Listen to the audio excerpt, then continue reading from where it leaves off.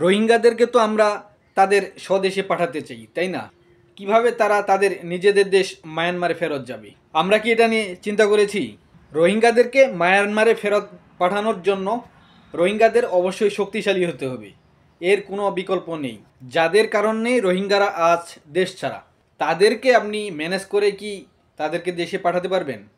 Arakan army, এই Arakan army কারা? এরা হচ্ছে উগ্র বৌদ্ধ। ভারতে যেমন মোদির উগ্র হিন্দুত্ববাদী বিজেপি সরকার, ঠিক তেমনি আরাকান আর্মি হলো উগ্র বৌদ্ধরা। এই উগ্র বৌদ্ধ আরাকান আর্মির তারা খেয়েই মূলত রোহিঙ্গারা বাংলাদেশে এসেছে।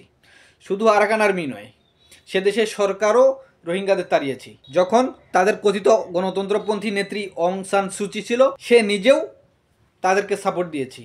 তখন তো তারা এক ছিল।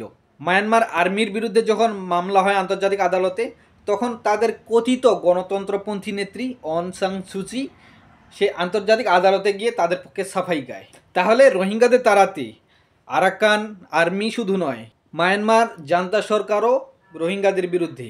তারা সবাই এক রোহিঙ্গাদের বিরুদ্ধে। এখন আমরা চাচ্ছি আরাকান আর্মিকে ম্যানেজ করে রোহিঙ্গাদের সেখানে প্রবেশ করাবো। তা কখনো মেনে নিবে তারা? কিছুদিন আগেই 1 লক্ষের উপর রোহিঙ্গা আবার এসেছে। কাদের তারা কি? এই আরাকান আর্মির তারা কি? তে আরাকান আর্মি আমাদেরকে কী টোপ দিয়েছে? আমরা তাদের কথা শুনবো? তারা কি রোহিঙ্গাদেরকে তাদের নিজের দেশে ফেরার সুযোগ দিবে? কখনোই নয়। এর একটাই সমাধান, সেটা হলো রোহিঙ্গাদেরকে সশস্ত্র সংগ্রাম করতে হবে। এটা আন্তর্জাতিকভাবেও স্বীকৃত। সেজন্য রোহিঙ্গা যারা যুবক আছে, 2 লক্ষ 3 লক্ষ তারও অধিক যুবক আছে যারা যুদ্ধ করতে পারে, সেই রোহিঙ্গা যুবকদেরকে ট্রেনিং দিতে হবে। তারা তাদের নিজ দেশে গিয়ে তাদের স্বাধীনতার জন্য সংগ্রাম করবে।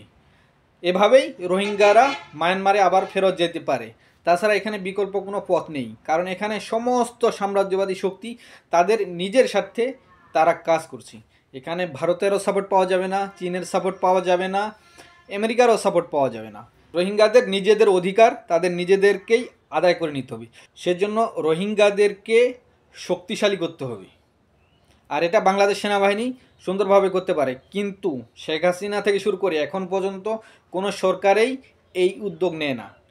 বরং যারা রোহিঙ্গাদের জন্য কাজ করে যেসব সংগঠন, তাদেরকে কোণঠাসা করে রাখা হয়েছে। রোহিঙ্গাদের জন্য সশস্ত্র সংগ্রাম করে আরসা, সেই আরসার প্রধানকে বাংলাদেশ গ্রেপ্তার করে জেলখানায় আবদ্ধ করে রাখছে। আর আরাকান আর্মি যারা আছে তাদেরকে সরকার করিডোর দিতে চায়, সাপোর্ট দিতে চায়। আর এই আরাকান আর্মি উগ্রবৌদ্ধরা ইতিমধ্যে পার্বত্য অঞ্চলে তারা ঘাঁটি গেড়েছে, সেখান থেকে তারা মায়ানমার সরকারের বিরুদ্ধে যুদ্ধ চালাচ্ছে। আর রোহিঙ্গাদের জন্য যারা কাজ করে তারা কোণঠাসা অবস্থায় আছে, তাদের কাছে যা আছে বরং সেগুলো কেড়ে নিয়ে তাদেরকে দুর্বল করা হচ্ছে। এটা হচ্ছে পশ্চিমাদের এজেন্ডা, যে রোহিঙ্গাদেরকে শক্তিশালী হতে দেওয়া যাবে না। তারা আরাকান আর্মিকে দিয়ে তারা প্রক্সি যুদ্ধ করছে। এই আরাকান আর্মি তারা কি শুধু মুসলিম বিদ্বেষী? তা নয়, তারা বাংলাদেশের স্বাধীনতা ও সার্বভৌমত্বের জন্য হুমকি। বাংলাদেশের যে উপজাতি সন্ত্রাসী সংগঠনগুলো আছে এগুলোর সাথে তাদের নিবিড় যোগাযোগ, এবং আরাকান আর্মি থেকেও উপজাতি সন্ত্রাসীরা প্রচুর অস্ত্রশস্ত্র পেয়ে থাকে। সেজন্য পার্বত্য অঞ্চল অস্থিতিশীল এবং উপজাতি সংগঠনগুলো সশস্ত্র, তারা স্বাধীন জুমল্যান্ড করতে চায়। আরাকান আর্মি থেকেও তারা এই অস্ত্রের সাপ্লাই পেয়ে থাকে, ফলে তারা বাংলাদেশের স্বাধীনতা ও সার্বভৌমত্বের জন্য হুমকি। যেহেতু আরাকান আর্মি পশ্চিমাদের স্বার্থ রক্ষা করে, সেজন্য কথিত মানবিক করিডোর দিতে চায় বাংলাদেশের পশ্চিমাপন্থী সরকার। ফলে সহজেই আরাকান আর্মিকে অস্ত্রশস্ত্র দিতে পারবে এবং প্রক্সি যুদ্ধ চালাতে পারবে। আর এদিকে পার্বত্য অঞ্চলে খ্রিস্টান মিশনারিগুলো আমেরিকার স্বার্থ রক্ষা করে।